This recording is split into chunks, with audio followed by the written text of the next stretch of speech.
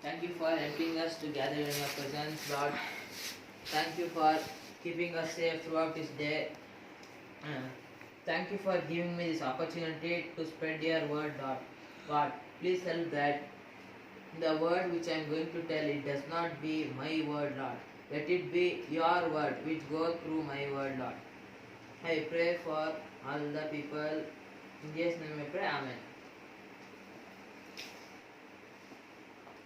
Today, praise the Lord and glorify the Lord's name. Today we'll be meditating about the parable of the sower, which is written in Mark chapter 4, verse 2 to 9.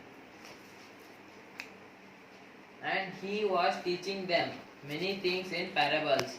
And in his teachings he said unto them, Listen, a sower went out to sow, and as he sowed, some seeds fell among the path, and the birds came and devoured it. Other seeds fell on rocky ground, when it did not have much soil, and immediately it sprang up, since it had no depth of soil. And when the sun rose, it was scorched, and since it had no root, it withered away. Other seeds fell among thorns, and the thorns grew up and choked it, and it yielded no grain. And other seeds fell into good soil and produced grain, growing up and increasing and yielding 30-fold and 60-fold and 100-fold. And he said, He who has ear to hear, let him hear. In this parable, we see about a sower who sowed some grains. In verse 3, we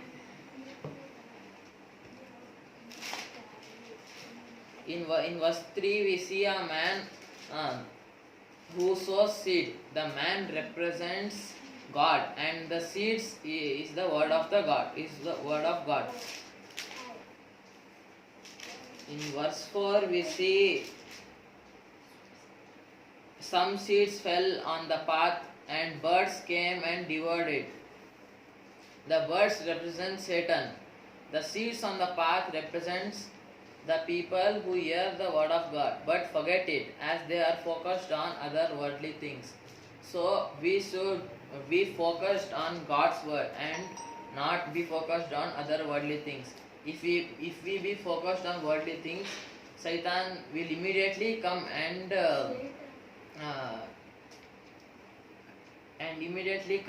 he will lower our faith. In verse 4 we see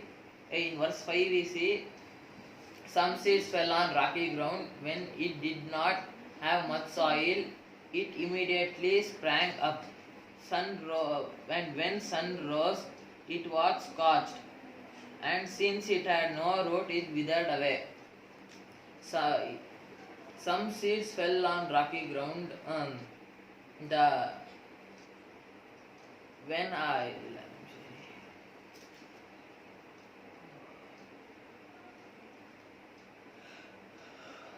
Here we see some seeds fell on rocky ground, and there was no soil, so it sprouted soon, and the sun came and withered it away.